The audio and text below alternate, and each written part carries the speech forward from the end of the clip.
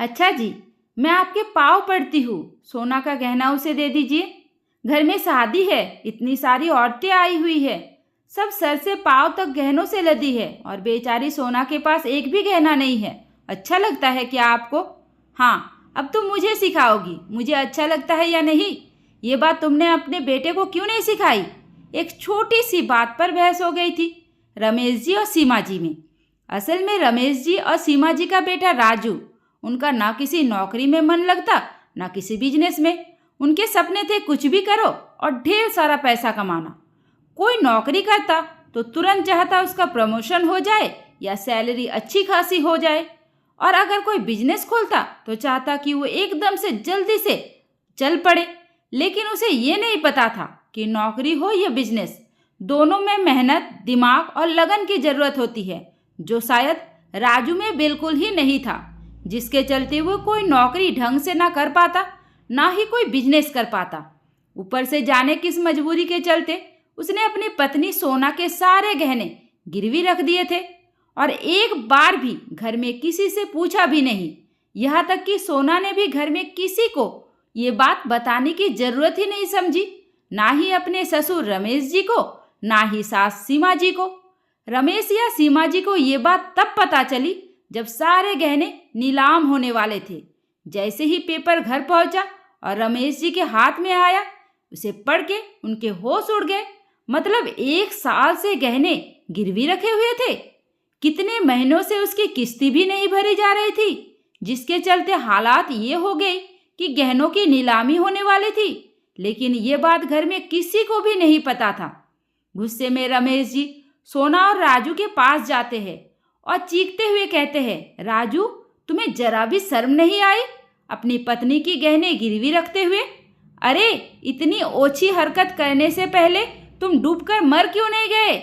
हमारे खानदान में आज तक ऐसा नहीं हुआ था जो तुमने किया है। ऊपर से तुमने कितने महीनों से किस्ती भी नहीं भरी, जिसके चलते अब तो ये सारे गहने हाथ से गया ना। हाँ, तो जाने दो ना पापा, हमारे गहने हैं, मेरी पत्नी के गहने हैं, जाने दो। आप इतना गुस्सा क्यों हो रहे हो? आपसे तो बोला नहीं ना हमने किस्ती भरने के लिए। हमने कोशिश की गहने छुड़ाने की, लेकिन नहीं छूट पाया। हो जाने दो नीलामी। बड़े ही ढिठाई और बेहाई से बोल पड़ा राजू और बोलते हुए निकल गया। उसकी बदतमीजी को देखकर खून का घूंट पीकर रह गए रमेश जी। राजू के जाने के बाद उन्होंने सोना से कहा, बहू, तुम तो पढ़ी लिखी हो, समझदार हो, क्या तुम्हारे अंदर भी इतनी अकल नहीं थी जो तुमने अपनी सारी ज्वेलरी उठाकर राजू को दे दी? तुम्हें पता है ना, स्त्रियों का गहना ही उनका स्त्री धन होता है। तुमने अपना स्त्री धन ही उसे पकड़ा दिया, बिना कुछ सोचे समझे। दिया तो दिया, उससे नीलाम होने तक छोड़ दिया। कोई फर्क नहीं पड़ता तुम्हारे ऊपर। पापा जी, अब क्या करूं? कोशिश तो किया ना उन्होंने छुड़ाने की, नहीं छुड़ा पाए गहने। नहीं छुड़ा पाए से क्या मतलब है? कहीं से कुछ करो, व्यवस्था करो, अपने गहने छुड़ाओ। पापा जी, हमने पूरी कोशिश कर ली, हमसे नहीं हो पा रहा है।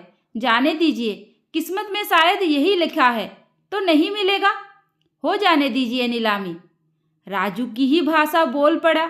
सोना भी बोलकर चली गई। ऐसा लग रहा है जैसे नीलाम होने का नाम सुनकर दोनों पर कोई असर ही नहीं हो रहा। दोनों ने तो उसे खत्म ही समझ लिया है। लेकिन रमेश जी घर की इज्जत को ऐसे कैसे नीलाम होने दे सकते हैं? कितने अरमानों से उन्होंने ये सारे गहने अपने बहू के लिए बनवाए थे, इस दिन के लिए नहीं कि वो ऐसे नीलाम हो जाएंगे। बहुत सोच समझकर रमेश जी ने सोना से वो सारे कागज मांगे। उन्होंने सोचा, जब नीलाम होना ही है तो गहनों को तो मैं ही छुड़ा लेता हूँ, कम से कम घर के गहने घर में रह जाएंगे। सोना ने भी सारे कागज चुपचाप रमेश जी को पकड़ा दिया। अगले ही दिन रमेश जी सारे गहने छुड़ाकर घर लाते हैं और सोना को ना देते हुए अपनी पत्नी सीमा जी को देकर कहते हैं, सीमा, ये सारे गहने संभाल के रख लो, इसे गलती से भी राजू या सोना को मत देना। लेकिन क्यों जी, ये गहने तो उनके हैं ना? नहीं, ये गहने उनके थे, इसे मैंने पूरे पैसे देकर लिए हैं, इसलिए अब वो मेरे हैं। मैंने जो उनके लिए गहना दिया था वो तो उन्होंने नीलाम कर दिया, कहते हुए गला रूद गया था रमेश जी का। रमेश जी ही जानते थे जब सपना टूटता है तो कैसा लगता है। एक तो बेटा नालायक निकला, ऊपर से गहने बेचने पर निकल आया। ऐसी स्थिति हो गई थी उसके घर में। रमेश जी की फैमिली बड़ी थी। रमेश जी अपने भाई उमेश जी के साथ रहते थे। कुछ दिनों बाद उमेश की बेटी की शादी भी पड़ी थी। धीरे धीरे शादी पास आ गई। पूरा घर मेहमानों से भर गया। सारे रिश्तेदार, औरतें सब इकट्ठा हो गए। सारी औरतों के बीच में सीमा जी बार बार अपनी बहू सोना को ही देखे जा रही थी, जो सारी औरतों के सामने बिल्कुल ही अलग दिखाई दे रही थी। उसने ना तो ढंग के कुछ कान में डाल रखे थे, ना ही हाथों में। जो नॉर्मली डेली यूज के गहने होते हैं वो भी उसने नहीं पहन रखा था। सीमा जी को सोना के ऊपर बहुत ही तरस आ रहा था। वो बाकी औरतों को देखती जो सर से पांव तक गहनों से लदी थी, और वही उनकी बहू। ऐसा लगता कि उनके पास गहने ही नहीं है। हालांकि घर में या रिश्तेदारों में किसी को ये नहीं पता था कि सोना के गहने नीलाम हो चुके हैं। बस इसी बात की थोड़ी गलतफहमी थी। सब लोगों को ऐसा लगा गर्मी के चलते सोना गहने नहीं पहन रही है। लेकिन कुछ औरत बार बार सोना को कहती, बहू कुछ तो डाल लो, अच्छा नहीं लगता है, ऐसे शादी के घर में तुम खाली खाली लग रही हो। अब सोना उन्हें क्या ही बताए। बस सबसे एक ही बहाना करती, नहीं बहुत गर्मी है, मेरा मन नहीं कर रहा। लेकिन आखिर ये बहाना कब तक चलेगा। शादी के दिन तो पहनना ही पड़ेगा, जिसके चलते उसने आर्टिफिशियल लाकर रखे हुए थे पहनने के लिए। जैसे ही ये बात सीमा जी को पता चली, वो परेशान हो गई। भागते हुए रमेश जी के पास गई और उनसे बोली, देखिए मेरी बात सुनिए, इस समय आप अपना गुस्सा थूक दीजिए। धीरे धीरे सारी औरतें बार बार बहू को गहने के लिए बोल रही है। आप समझ सकते हैं ना, अगर वो गहने नहीं पहनेगी तो लोग चार बातें उठाएंगे, समाज में हमारी इज्जत चली जाएगी। सीमा तुम क्या चाहती हो, मैं गहने उन्हें वापस कर दूं? तुम्हें पता है ना, जो इंसान एक बार गहने को बेच सकता है वो दोबारा भी उसे बेचने में जरा भी संकोच नहीं करेगा, क्योंकि उसके मन में ये रहेगा कि पापा तो है ही ना छुड़ाने के लिए। और ये बात तुम्हें अच्छी तरह से पता है कि मैंने किस तरह से ये गहने छुड़ाए हैं। उन बेशरम ने तो 1 मिनट भी नहीं लगाया ये कहने में कि नीलाम हो जाने दो गहनों को। उनका घमंड तो देखो, उनके बोलने का तरीका तो देखो। और राजू, उसे अपने आंखों से दिखाई नहीं दे रहा उसकी पत्नी किस हालत में है सबके सामने, और खुद सोना अपने करने की सजा भुगत रही है। अगर अभी हमने तरस खाकर गहने वापस दे दिए तो फिर दोबारा मिलने वाले नहीं। उनकी एक बेटी भी है, ये तो सोचो। गहने मैंने रखे हैं तो खुद के लिए नहीं रखे, मुझे क्या ही करना गहनों का। लेकिन अब इनके ऊपर मुझे बिल्कुल भी भरोसा नहीं है, इसलिए वो गहने उठाकर मैंने उसकी बेटी के लिए रख दिया। कल को वो भी बड़ी होगी, उसकी भी शादी होगी, उसे भी गहनों की जरूरत पड़ेगी। उनकी ऐसी हालत रहेगी तो कहाँ से अपनी बेटी के लिए कुछ बचा पाएंगे। इसलिए मैंने उसकी बच्ची के भविष्य के लिए गहने रख दिए, क्योंकि अब उनके ऊपर भरोसा करना मतलब खुद के पाँव पर कुल्हाड़ी मारने के बराबर है। लेकिन अभी के लिए तुम्हारी बात भी सही है। मैं सोच रहा हूँ इसके गहने ना देकर तुम अपने गहने दे दो पहनने के लिए। तुम्हारे पास तो वैसे भी बहुत सारे हैं, ताकि तुम शादी के बाद अपने गहने उससे हक से मांग सकोगी। अगर हमने उसके गहने वापस दे दिए तो ना हम मांग पाएंगे और न वो दोबारा उसे देने वाली है। इसलिए बेहतर इसी में है कि तुम अपने ही गहने उठाकर उसे दे दो पहनने के लिए। अभी सीमा जी और रमेश जी बात कर ही रहे थे कि तभी सोना और राजू भी आ जाते हैं। राजू कहता है, पापा आपने सोना के गहने छुड़वाए थे ना, उसमें से कुछ गहने निकाल कर सोना को दे दीजिए उसे शादी में पहनने के लिए। कौन से गहने राजू? गुस्से में बोल पड़े रमेश जी। कौन से गहने की बात कर रहे हो? गहने तो तुम लोगों ने नीलाम होने के लिए छोड़ दिया था ना, फिर कौन से गहने? क्या पापा कैसी बात कर रहे हो अपने बेटे के साथ? ऐसी हरकत करोगे? आप गहने छुड़ाए तो दे दो ना, आप छुड़ाओ या मैं छुड़ाओ, बात तो एक ही है ना। कैसे एक बात है? तेरी जबान से निकली भी कैसे एक बात है? मेरे ऊपर आफत भी आ जाती ना तो भी मैं अपनी पत्नी के गहने रखने में 1000 बार सोचता। तो तू कमीना है।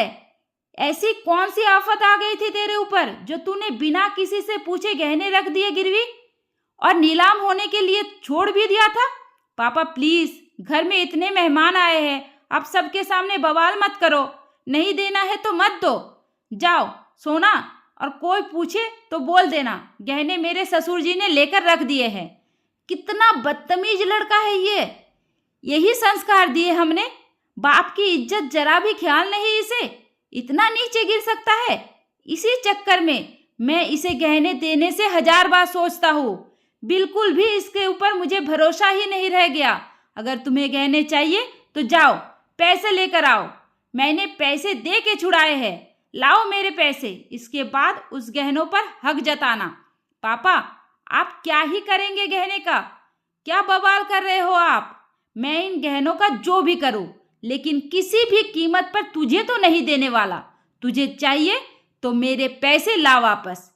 एक बार में नहीं हो पा रहा तो थोड़े थोड़े पैसे देकर एक एक गहने लेकर जा। बहुत ढील दे दी मैंने तुझे, बहुत छोड़ दिया। हमारे लाड प्यार का ही नतीजा है कि तू आज मेरे सामने खड़े होकर बदतमीजी से बातें कर रहा है, जबान लड़ा रहा है। शर्म नहीं आ रही तुझे? बहुत ही चीखने चिल्लाने के बाद भी जब राजू को लगा कि अब उसे गहने नहीं मिलने वाले तो वहां से चला जाता है। सोना आंखों में आंसू लिए खड़ी रहती है।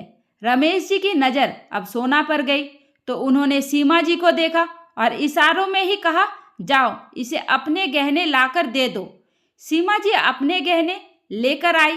रमेश जी ने कहा, बहू जितनी गलती राजू की है उतनी ही गलती तुम्हारी भी है। सास ससुर इतने भी खराब नहीं होते कि मुसीबत में उनसे बात ना किया जा सके, उनसे कोई राय ना लिया जा सके। तुमने ये बातें हमसे छुपाकर बहुत बड़ा अपराध किया है। फिलहाल अभी के लिए तुम सास के गहने लेकर जाओ, पहनो, शादी का घर है, ज्यादा तमाशा करने की जरूरत नहीं है। और अपने पति को भी समझा देना कि अगर उसे गहने लेने हैं तो पहले पूरे पैसे चुकाए, नहीं तो भूल जाए अपने गहनों को। कहते हुए रमेश जी बाहर चले जाते हैं। इधर रमेश जी की बातें सुन सीमा जी ने भी मुंह बना लिया। सोना के जाने के बाद रमेश जी वापस कमरे में आते हैं और सीमा जी का उदास चेहरा देखकर कहते हैं, सीमा मैं समझ सकता हूँ तुम्हें मेरी बातें बुरी लगी। इस समय तुम्हें बेटे बहू पर तरस आ रहा है, लेकिन मेरी नज़र से देखो, मैं बाप हूँ, दुश्मन नहीं। अगर आज मैंने उसे आसानी से गहने दे दिया तो फिर ऐसी ही हरकत करने से पीछे नहीं हटेगा। अगर मेरे इतना टाइट होने से वो थोड़ा भी समझ जाए, उसके अंदर थोड़ा भी आत्मसम्मान होगा, तो अपनी पत्नी के लिए या तो गहने बनवाए या पैसे देकर सारे गहने ले जाएगा। इससे कम से कम ये तो होगा ना कि वो अपनी जिम्मेदारी समझने लगेगा। उसको अपनी जिम्मेदारी महसूस कराना बहुत ज़रूरी है, चाहे उसके लिए मुझे उसकी नज़रों में बुरा ही क्यों न बनना पड़े। आखिर बाप हूँ, उसकी भलाई मेरे से ज़्यादा भला कौन जान सकता है। इस घटना के बाद भी अगर वो संभल जाए, अपनी जिम्मेदारियों को, अपनी पत्नी को, अपनी बेटी को, अपने परिवार को समझने लगे, उसकी ज़रूरत को पूरा करने लगे, 2 पैसा खुद अपने पास रखने लगे, उस दिन मैं समझ जाऊंगा मुझे मेरा बेटा वापस मिल गया। और तुम्हारी कसम, ये गहने क्या, मैं और भी गहने बनवाकर सोना को दे दूंगा। हमारा उन दोनों के सिवा है ही कौन। फिलहाल तब तक के लिए मेरा ये कदम सही है। सीमा जी ने भी सोचा, कहीं ना कहीं रमेश जी सही कह रहे हैं। जिम्मेदारियों का एहसास दिलाने के लिए माँ बाप को थोड़ा बुरा बनना ही पड़ता है। इधर अंदर जाकर सोना राजू से खूब लड़ती है, उसे खूब खरी खोटी सुनाती है। राजू, अगर तुम्हारे अंदर इतनी भी ताकत नहीं है कि तुम अपनी पत्नी के खर्चे उठा सको तो छोड़ दो मुझे। ऐसी जिंदगी मुझे नहीं जीना। इतनी जिल्लत वाली जिंदगी तो बिल्कुल भी नहीं जीना। तुम देख कैसे सकते हो? इस घर में और भी औरतें आई है, सबको देखो, मुझे देखो। तुम्हें जरा भी एहसास नहीं हो रहा कि मेरे दिल पर क्या बीत रही है? पत्नी से इतनी जिल्लत सुनने के बाद और माँ बाप की बेरुखी से राजू तनाव में आकर घर छोड़कर चला जाता है, ये कहते हुए कि जब तक मैं तुम्हारे गहने वापस ना दिला दूंगा तब तक मैं वापस नहीं आऊँगा। घर में राजू ने कह दिया कि उसे अचानक से इंटरव्यू के लिए जाना पड़ा, इसलिए शादी छोड़ तुरंत ही चला गया। सीमा जी बेटे के जाने से दुखी हो गई थी, लेकिन रमेश जी दिन रात भगवान से प्रार्थना करते कि अब उनके बेटे को सही राह दिखा दो। पूरे 1 साल तक राजू बस सोना से ही बात करता रहा। बेटी की आवाज़ सुनने के लिए रमेश जी और सीमा जी दोनों ही तरस गए थे, लेकिन मन में उन्हें कहीं ना कहीं ये तसल्ली भी थी कि अब उनका बेटा सही राह पर चल पड़ा है। दोस्तों, क्या रमेश जी का फैसला सही था? क्या आप उनकी बातों से सहमत है? मुझे कमेंट करके ज़रूर बताइए। उम्मीद करती हूँ आपको हमारी कहानी पसंद आई होगी। कहानी पसंद आई है तो वीडियो को लाइक करें, चैनल पर नए हैं तो चैनल को सब्सक्राइब करें और हाँ, नोटिफिकेशन बेल को ज़रूर दबाइए ताकि अगली अपडेट सबसे पहले आपको मिले। धन्यवाद।